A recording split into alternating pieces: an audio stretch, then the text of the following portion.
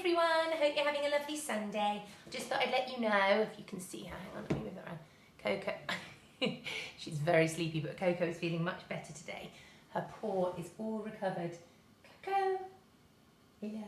So I'm going to take her for a walk in a minute, but I thought first I would read you the next chapter of the Enchanted Wood, because the children have just gone up the tree and I want to know what happens next.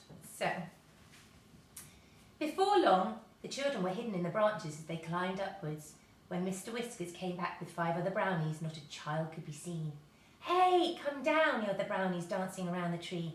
"You'll be captured or lost. This tree is dangerous." Joe laughed and peered down. The faraway tree seemed to be growing acorns just where he was, so he picked one and threw it down. It hit Mr. Whiskers right on the hat, and he rushed away shouting, "Oh, someone's shot me! Someone's shot me!" Then there was silence. "They've gone," said Joe, laughing again. "I expect they're afraid of being shot by acorn bullets, funny little things. Come on, girls." "This must be an oak tree if it's growing acorns," said Bessie as she climbed. But just as she said that, she stared in surprise at something nearby. It was a prickly chestnut case with conkers inside. "Good gracious," she said, "it's growing horse chestnuts just here. What a very peculiar tree." "Well, let's hope it will grow apples and pears higher up," said Fanny with a giggle. "It's a most extraordinary tree." Soon they were quite high up. When Joe parted the leaves and tried to see out of the tree, he was amazed to find that he was far higher than the tallest trees in the wood. He and the girls looked down on top of all the other trees, which looked like a broad green carpet below. Joe was higher up than the girls. Suddenly he gave a shout. "I say, girls, come up here by me quickly. I've found something strange." Bessie and Fanny climbed quickly up. "Why, it's a window in the tree," said Bessie in astonishment. They all peered inside, and suddenly the window was flung open and an angry little face looked out with a nightcap on. "Rude creatures," shouted the angry little man who looked like a pixie. "Everybody that climbs the tree peeps in at me. It doesn't matter what I'm doing, there's always someone peeping." The children were too astonished to do anything but stare. The pixie disappeared and came back with a jug of water. He flung it at Bessie and wetted her. She gave a scream. "Perhaps you won't peep into people's houses next time," said the pixie with a grin, and he slammed his window shut again and drew the curtain. And here's poor old Bessie with a very wet skirt.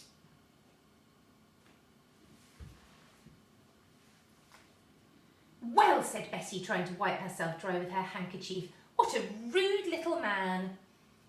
"We'd better not look in at any more windows we passed," said Joe, "but I was so surprised to see a window in the tree." Bessie soon got dry. They climbed up again and soon had another surprise. They came to a broad branch that led to a yellow door set neatly in the big trunk of the faraway tree. It had a little knocker and a brightly polished bell. The children stared at the door. "I wonder who lives there," said Fanny. "Shall we knock and see?" said Joe.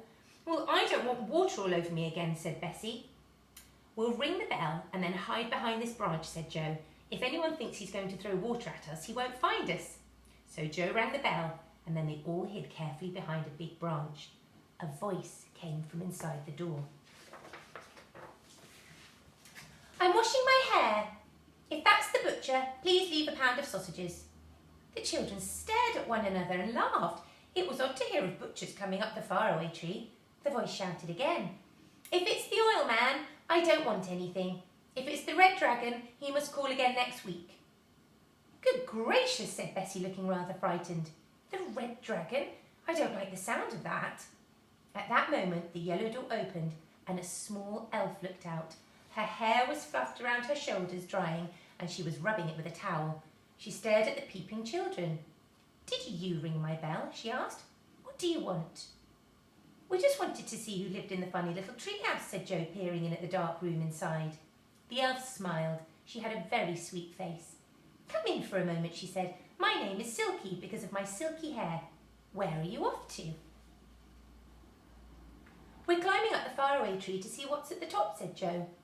"Oh, be careful you don't find something horrid," said Silky, giving them each a chair in her dark little tree room.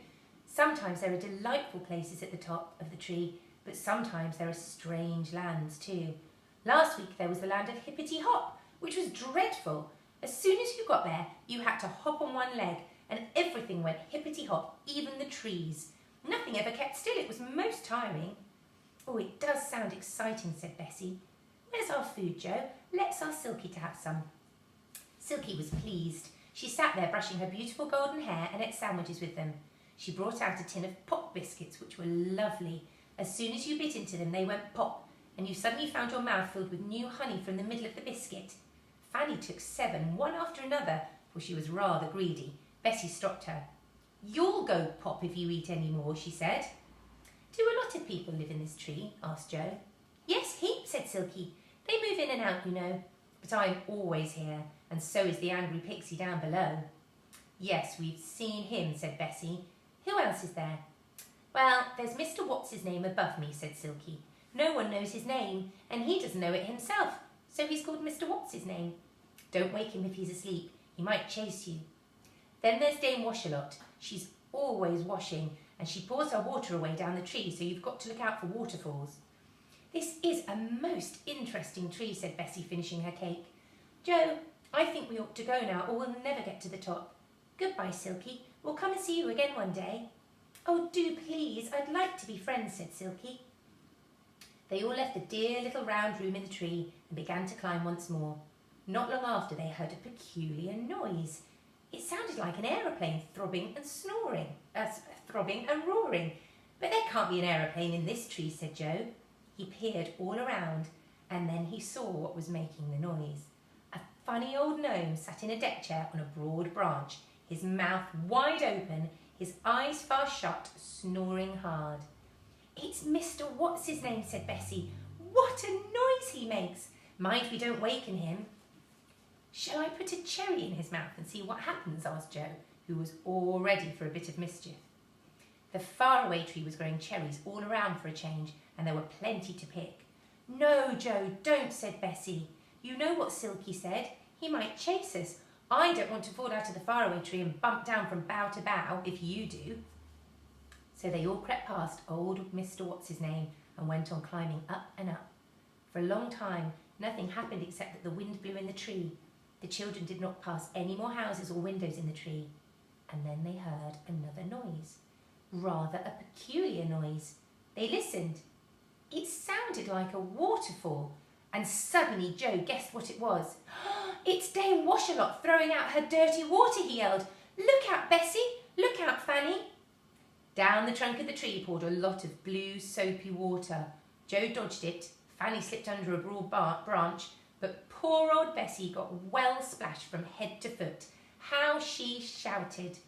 Joe and Fanny had to lend her their hankies.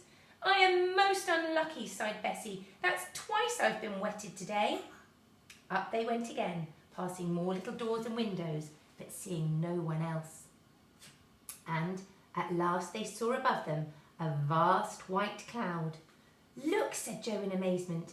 This cloud has a hole in it, and the branches go up, and I believe we're at the very top of the tree.